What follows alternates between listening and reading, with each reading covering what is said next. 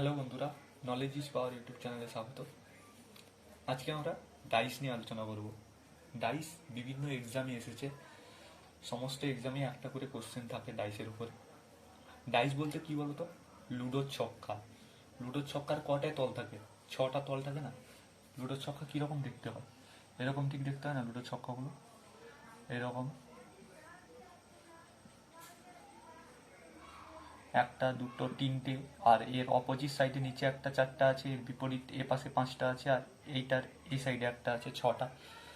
এরকম ভাবে লুডোর ছক্কার কটা তল থাকে? 6টি করে তল থাকে লুডোর ছক্কার, 6টি তল নাকি?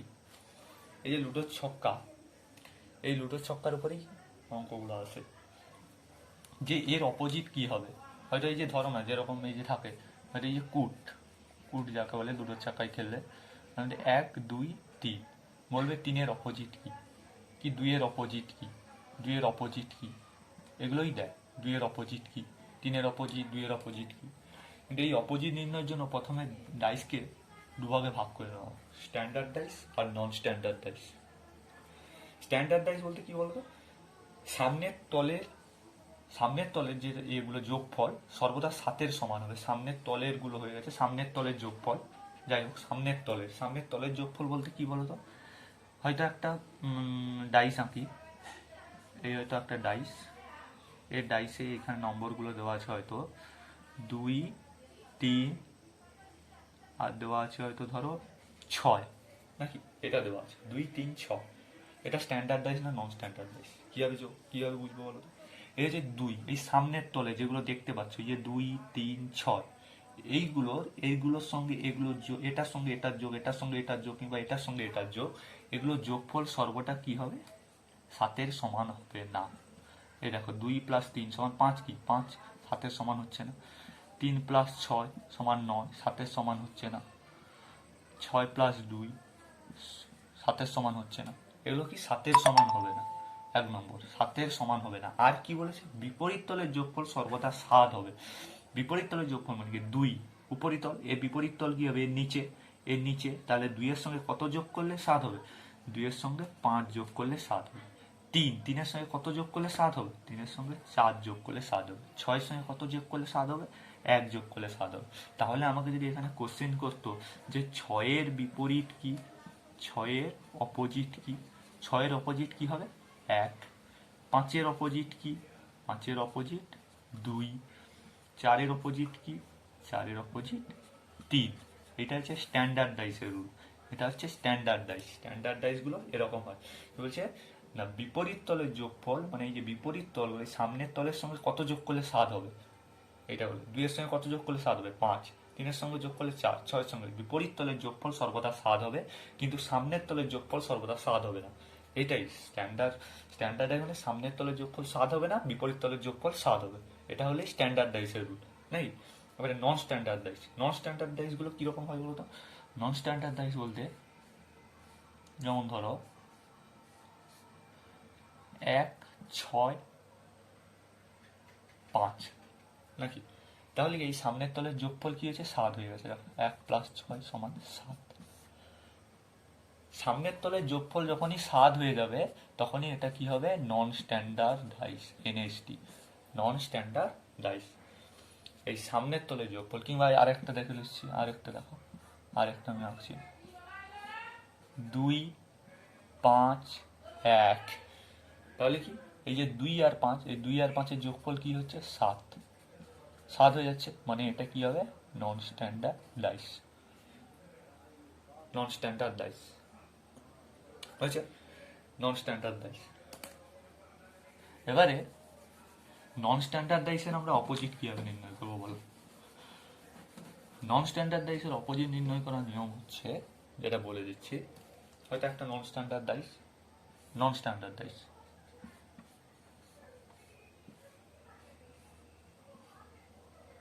6, 4, 3। এবারে আমরা এখানে কোশ্চেন করেছে 3-এর অপোজিট কত? 3-এর অপোজিট কত হবে বলো? এবারে 3-এর অপোজিট কী কী হবে না? 3-এর অপোজিট আমি যদি দেখি নন স্ট্যান্ডার্ড ডাইস কিনা, এটা প্রথমে আগে দেখে নিই। দেখো এটা নন স্ট্যান্ডার্ড নাকি? 4 যুক্ত 3 সমান 7। স্যাটিসফাইড? তাহলে এটা কি? নন স্ট্যান্ডার্ডাইজ। নন স্ট্যান্ডার্ডাইজ।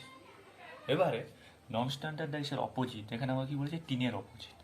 আচ্ছা, তিনের অপোজিট কি কি হতে পারে না বলতো? তিনের তাহলে নন স্ট্যান্ডার্ডাইজের যেটা বলছিলাম 6, 4, 3 আছে নাকি? তাহলে নন স্ট্যান্ডার্ডাইজ বললাম যেটা। এবারে কি বলেছিলাম? তিনের অপোজিট কি হবে? তিনের অপোজিট, তিনের অপোজিট এখানে কি হতে পারে বলতো? তিনের অপোজিট একমাত্র হতে পারে 1, 2, 5। কেন বলতো? কারণ একমাত্র এই 1, 2, 5কেই আমরা দেখতে পাচ্ছি না। 1, 2, 5কে আমরা এই ডাইসে দেখতে পাচ্ছি না, কারণ তারা পিছন দিকের সাইডে আছে। তাহলে তিনের অপোজিট 1ও হতে পারে, 2ও হতে পারে, কিংবা 5ও হতে পারে তিনের অপোজিট। এবারে স্ট্যান্ডার্ড ডাইসের ক্ষেত্রে আমরা কি করেছিলাম? স্ট্যান্ডার্ড ডাইসের ক্ষেত্রে আমরা করেছিলাম যেটা 1, 2, 3 আছে নাকি? স্ট্যান্ডার্ড ডাইসের ক্ষেত্রে কি বলেছিলাম? যে পেছন দিকে যেটা থাকবে সেটা, আর এটা সামনের তলে যেটা থাকবে আর পেছনের তলে যেটা থাকবে সেটা দুটো যোগ করছে সর্বদা 7 হতে হবে। তাহলে 3-এর অপোজিট 4 হবে, 2-এর অপোজিট 5 হবে, 1-এর অপোজিট 6 হবে। কিন্তু নন স্ট্যান্ডার্ড ডাইসের ক্ষেত্রে কেবলমাত্র এই 4 আর 3 সমান কি যোগ করে দিলাম, সামনের তলের যোগফল যদি 7 হয়ে যায় তবে এটা কি? Non standard dice. Non standard dice. আর নন স্ট্যান্ডার্ড ডাইসের ক্ষেত্রে অপোজিট গুলো সর্বদা কি হতে পারে? এরকম 3টে হতে পারে, 1ও হতে পারে, 2ও হতে পারে, 5ও হতে পারে। এবারে আমাদের এক্সামে যেমন পড়ে কোশ্চেনগুলো ডাইসে, ডাইসে এক্সামে যেগুলো কোশ্চেনগুলো পড়ে, যে এরকম দুটো ডাইস দিয়ে দেবে,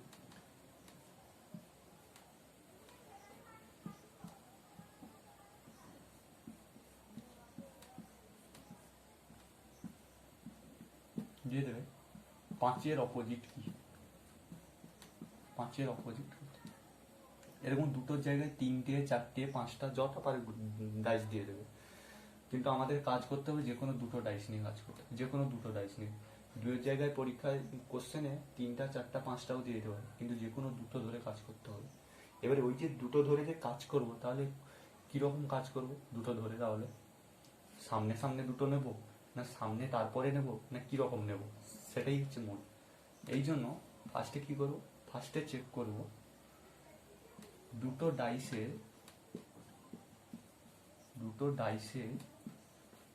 যদি একটি নম্বর কমন থাকে, যদি দুটো ডাইসে একটি নম্বর কমন থাকে, তখন কি হবে? তখন অপোজিট বের করার নিয়ম, যেই নম্বরটা কমন থাকবে, দুটো ডাইসে যদি একটা নম্বর কমন থাকে, এখানে কি কমন আছে বলো তো? 3 কমন আছে। এখানে কি কমন আছে? 3। আচ্ছা সরি, যদি একটি কমন থাকে হবে, সরি এখানে আমি 6 দিই। যদি একটি কমন থাকে, এর পরেরটা দেখাবো যেটা দুটো কমন থাকে, এটা ভুলে লেখা হয়ে গেছে। 1, 2, 3, 6, 3, 5, তাহলে একটা কমন। যদি 3 কমন, এখানে দেখো 3 কমন আছে, তাহলে কি হবে? যেটা কমন হবে সেটাকে ধরে ক্লক ওয়াইজ ডিরেকশনে ঘুরে দেবো, ক্লক ওয়াইজ ডিরেকশন। তাহলে 3, 2, 1। এবারে এখানে 3 কমন, 3, 6, 5।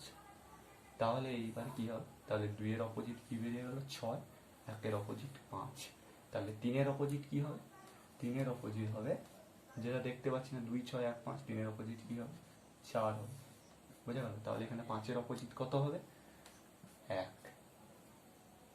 2-এর অপোজিট কি হবে? 6।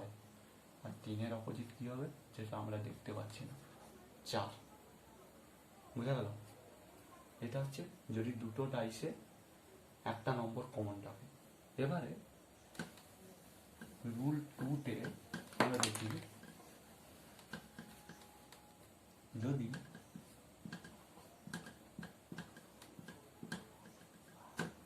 দুটো ডাইস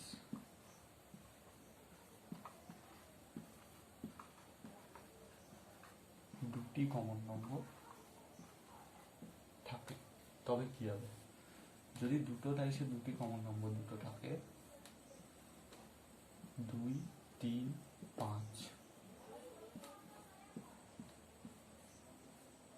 2, 3, 6, বলছি 6-এর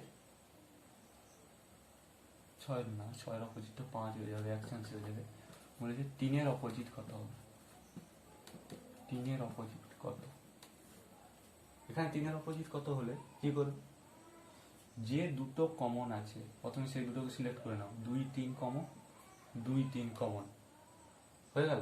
তাহলে কোনটা কমন নয়, 5 আর 6 কমন নয়, তাহলে কি হবে, 5-এর অপোজিট 6 হয়ে গেছে অলরেডি। শুধু বাকি কি আছে, 2 আর 3 নাকি। তাহলে 2 আর 3, 3-এর মধ্যে তাহলে কি হচ্ছে অপোজিট কি হতে পারে, তাহলে 2-এর অপোজিট হয় 1 হতে পারে, না হলে কত হতে পারে, 4 হতে পারে। 1 আর 4 আমরা দেখতে পাচ্ছি। 3-এরও হয় 1 হতে পারে, না হয় 4 হতে পারে। এবার আমি কোনটা নেব, 1 নেব না 4 নেব, কোনটা নেব, 1 নেব না 4 নেব, কোনটা নেব। তাহলে তার জন্য আমাকে ফার্স্টে সিলেকশন করতে হবে কি, এটা স্ট্যান্ডার্ড ডাইস না নন স্ট্যান্ডার্ড ডাইস। তাহলে স্ট্যান্ডার্ড ডাইস আমরা রুল কি বলেছিলাম, যে সামনের গুলোর যোগফল সবসময় 7-এ অসমান হবে, বলতে 7 হবে না। তাহলে 2 আর 3 5, 5 3 8, 6 2 8, 6 3 9। তাহলে কি এগুলি সবগুলো কি নট ইকুয়াল টু 7 হচ্ছে না, এগুলো সব নট ইকুয়াল টু 7 হচ্ছে, মানে দুটোই কি, দুটোই স্ট্যান্ডার্ড ডাইস, এটাও স্ট্যান্ডার্ড ডাইস, এটাও স্ট্যান্ডার্ড ডাইস। তাহলে স্ট্যান্ডার্ড ডাইস দুটোই হলে, তাহলে স্ট্যান্ডার্ড ডাইসের আরেক রুল ছিল যে যদি সামনের গুলো অসমান 7 হয়, তাহলে পেছনের তল সঙ্গে সামনের তলের যোগফল সর্বদা 7 হবে। মানে 2-এর অপোজিট কি হতে পারে, মানে আমরা কি বলেছিলাম যে সামনের তলের যদি আমি যোগফল 7 হয়ে গেছে নাকি, যোগফল 7 হয়নি, এটা হলো স্ট্যান্ডার্ড ডাইস। আর কি হবে, সামনের তল আর পেছনের তলের যোগফল সর্বদা কি হবে, 7 হবে। সামনের তল আর পেছনের তল সর্বদা যোগফল 7 হলে, তাহলে আমাকে কি বলেছে এখানে, 3-এর অপোজিট কত। তাহলে 3-এর সঙ্গে কত যোগ করলে 7 হবে, আমরা 3-এর সঙ্গে আমরা কত যোগ করলে 7 হবে, এখানে 1 আর 4 আছে, 3-এর সঙ্গে একমাত্র 4 যোগ করলে 7 হবে।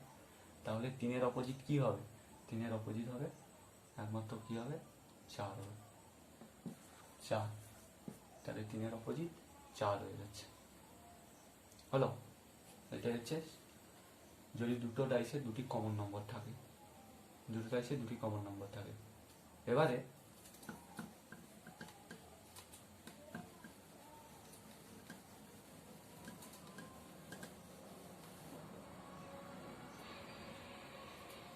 যদি দুটি ডাইসই আলাদা হয় তবে কি হবে, যদি দুটি ডাইস আলাদা হয় সেক্ষেত্রে হবে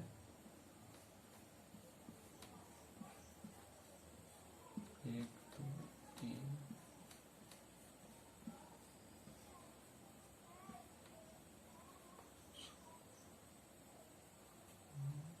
2 5 4 6 যদি হয়, তাহলে আমাকে বলেছে 4-এর অপোজিট কত হবে।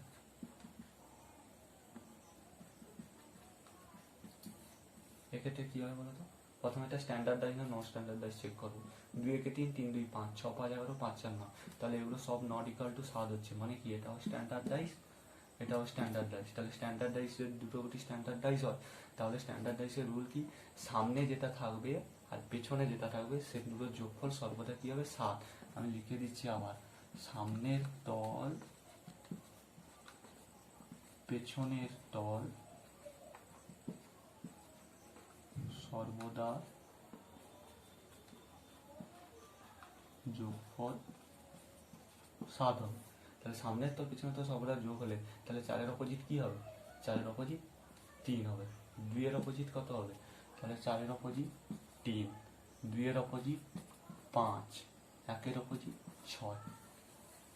এটা হচ্ছে আনসার, হলো। যদি এটা থাকে নন স্ট্যান্ডার্ড ডাইস, তাহলে কি হবে, নন স্ট্যান্ডার্ড ডাইস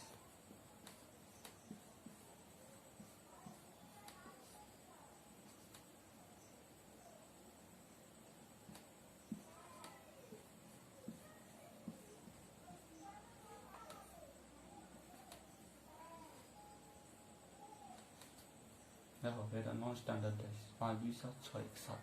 তাহলে এটা কি non standard dice, non standard dice থাকলে এক্ষেত্রে কি হবে বলতো, তাহলে এক্ষেত্রে অ্যান্সার হবে সামনে সামনে যেগুলো আছে, 2-এর অপোজিট 1, 5-এর অপোজিট 3, 4-এর অপোজিট 6, এটাই।